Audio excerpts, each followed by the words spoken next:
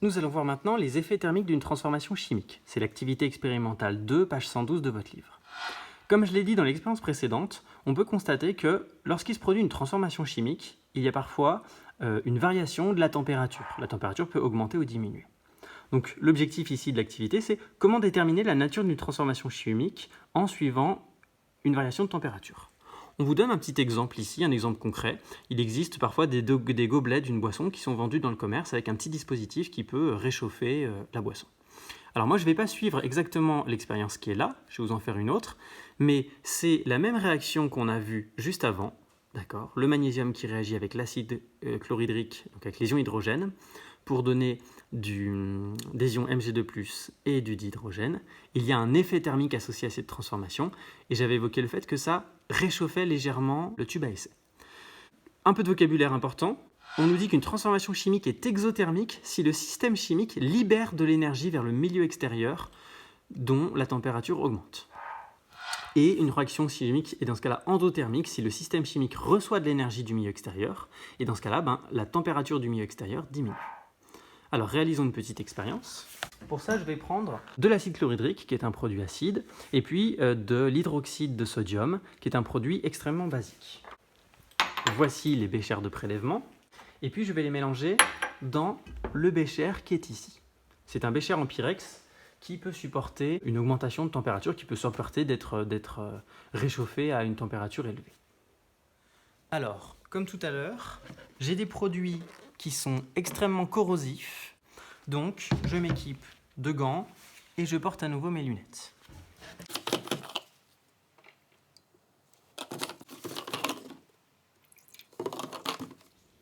Alors, j'ai prélevé mes deux produits et j'ai plongé le thermomètre dans l'un, puis dans l'autre. Je l'ai lavé entre-temps. Et j'observe que les deux sont à une température de 19,4. J'avais 19,5 degrés et 19,4 degrés. Maintenant, je vais les mélanger.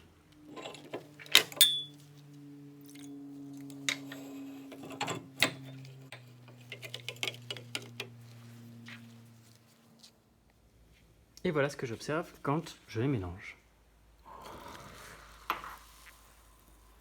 Alors, il se produit une réaction très exothermique. Vous voyez que la température est montée jusqu'à 100 degrés. La température est montée tellement haut que ça a fait chauffer l'eau et que l'eau a subi une transformation physique de vaporisation. L'eau est passée de l'état liquide à vapeur. Donc là, j'ai eu deux transformations. D'abord, une transformation chimique qui s'est produite entre les ions H+, de l'acide chlorhydrique, et les ions HO- de l'hydroxyde de sodium. Cette réaction est exothermique, elle a libéré de l'énergie, ce qui a augmenté la température du milieu réactionnel jusqu'à plus de 100 degrés. Et ce qui a entraîné une transformation physique, c'est-à-dire un changement d'état de l'eau liquide vers l'eau gazeuse. C'est donc l'occasion de rappeler la différence entre une transformation chimique et une transformation physique. Dans la première partie, donc, les ions H+, ont réagi avec les ions HO- pour donner, au cours de cette transformation chimique, des molécules d'eau. Donc j'ai formé des molécules d'eau. Cette réaction est très exothermique. Elle dégage, elle libère de l'énergie. Et cette énergie a eu pour effet d'augmenter la température de mon mélange. Et ensuite, l'eau liquide qui était dans le bécher a été réchauffée à plus de 100 degrés. Elle a donc subi un changement d'état. C'est devenu de l'eau à l'état gazeux. Lors d'une transformation chimique, les espèces chimiques changent. L'espèce chimique H+, n'est plus présente ensuite. L'espèce chimique HO- a réagi et n'est plus présente ensuite. Et je forme une nouvelle espèce chimique. Dans une transformation physique, les espèces chimiques ne changent pas. J'ai des molécules d'eau qui restent des molécules d'eau. Ce qui change ici, c'est l'état. Voilà pour cette deuxième expérience qui illustre une transformation qui est ici exothermique. Pour finir sur cette activité expérimentale, sur les effets thermiques, retenez que dans d'autres réactions chimiques, vous pouvez avoir une réaction endothermique. Okay. Je vous renverrai pour l'activité 3 sur les réactions de synthèse, vers une vidéo que vous allez pouvoir trouver en description, en lien dans cette vidéo. Et une autre partie donc, de ce chapitre sur les réactions chimiques, c'est de vous faire comprendre que ces transformations chimiques, on peut les utiliser pour réaliser la synthèse en laboratoire de nouvelles espèces chimiques. En TP, si on avait eu le temps, on aurait pu faire la synthèse de l'éthanoate de l'inalyle. Moi, je vais vous renvoyer vers une autre vidéo. Voilà pour les expériences de ce chapitre 7 sur les transformations chimiques.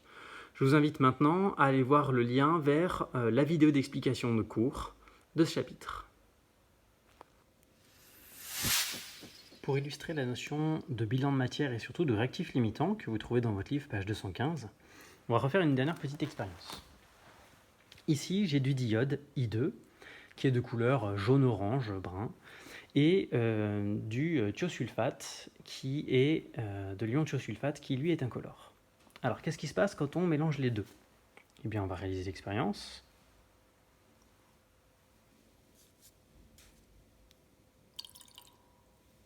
Si on agite, on constate que tout le diode est consommé, c'est-à-dire qu'il disparaît parce qu'on ne voit plus du tout la couleur jaune-orange. Donc ça veut dire qu'il y a une transformation chimique qui s'est produite entre le diode et le thiosulfate, et qu'ici, c'est le diode qui a totalement disparu, donc on dira que c'est le réactif limitant.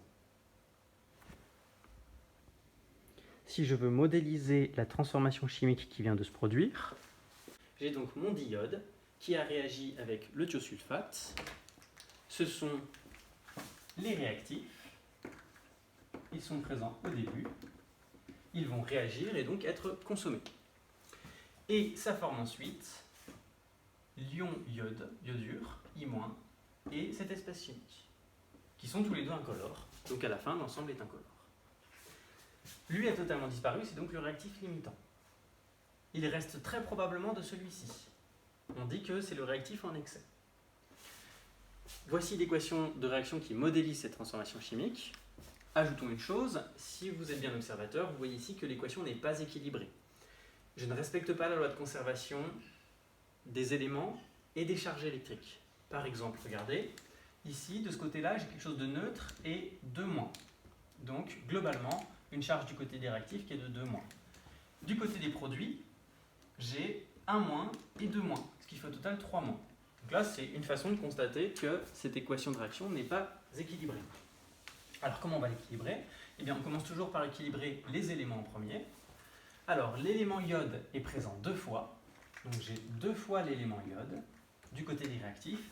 Il faut que l'élément iode soit présent 2 fois du côté des produits. Il y est ici.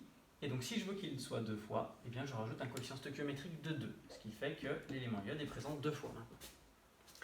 Ensuite, j'ai 2 fois l'élément soufre. 2 fois l'élément soufre du côté des réactifs. Du côté des produits, on voit que l'élément soufre est présent 4 fois. Donc pour équilibrer ça, il est nécessaire de mettre un coefficient stoichiométrique de 2 ici. Si j'ai 2 fois 2s, ça me fait bien 4 fois l'élément soufre. Ok? Ensuite, dernier élément de la liste, j'ai fait l'iode, j'ai fait le soufre, il manque l'oxygène. L'oxygène, j'ai 3 fois l'oxygène, mais fois 2. Donc 6 fois l'élément oxygène du côté des réactifs. Du côté des produits, j'ai 6 fois l'élément oxygène. Ok. J'ai respecté ma loi de conservation des éléments. Les éléments sont autant présents du côté des réactifs que du côté des produits. Okay. Maintenant, deuxième loi de conservation que je dois respecter, la loi de conservation des charges électriques. Il doit y avoir autant de charges électriques du côté des réactifs que du côté des produits. Ici, c'est neutre. Donc une charge électrique de 0. Et ici, j'ai une charge de 2- fois 2 à cause du coefficient stoichiométrique qui est là. Donc du côté des réactifs, il y a une charge globale de 4-. 4- et neutre, ça fait 4- en total. Du côté des produits, j'ai 2- ici, 2- et 2- ici. Et ici, il n'y a pas de coefficient stoichiométrique. Donc j'ai 2- et 2-, ce qui fait bien 4-. Ok, il y a bien conservation des charges électriques. Donc là, telle qu'elle est écrite maintenant, cette équation de réaction, elle est bien ajustée ou bien équilibrée. Donc ça, c'est la transformation chimique qui se produit dans l'expérience que je vous ai présentée juste avant. J'avais mis une quantité de matière un peu plus faible de d'iode, et donc c'était lui le réactif limitant. Alors maintenant, refaisons à peu près la même expérience, mais cette fois-ci, j'ai mis 15 ml de d'iode, donc j'ai mis beaucoup plus de d'iode. Voyons voir ce qui se passe cette fois-ci.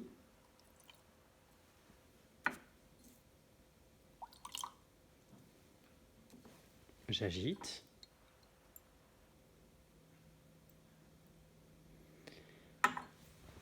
La transformation chimique s'est produite encore, mais vous voyez cette fois-ci que le d'iode reste présent, puisque cette fois-ci, ça n'est pas devenu incolore, mais la coloration jaune-orange est restée. Ça veut donc dire que cette fois-ci, ce n'est plus le d'iode qui est le réactif limitant, mais c'est le thiosulfate. Le thiosulfate est donc le réactif limitant, mais là je ne peux pas le prouver, je ne peux pas le voir puisqu'il était incolore. Et dans la transformation chimique que je vous ai présentée juste avant, eh bien cette fois-ci, c'est lui qui est le réactif limitant et lui qui est en excès. D'accord ? Donc le réactif limitant, eh bien ça dépend de plusieurs choses. Ça dépend de la quantité de matière que vous allez mettre, si vous mettez plus de l'un ou de l'autre. Mais attention, on va évoquer le fait aussi que ça dépend des coefficients stoichiométriques qui sont mis devant. Je vous explique pourquoi. Si je mets une molécule de d'iode, eh bien, cette molécule de d'iode, que je vais plutôt représenter comme ceci, eh bien, elle va réagir avec 2 ions S2O3 de moins. Il faut 2 ions pour une molécule de d'iode. Ce qui veut dire que, à chaque fois que je fais réagir une fois le d'iode, eh bien, je fais réagir 2 fois ça. Ça veut dire qu'il sera consommé 2 fois plus vite que lui.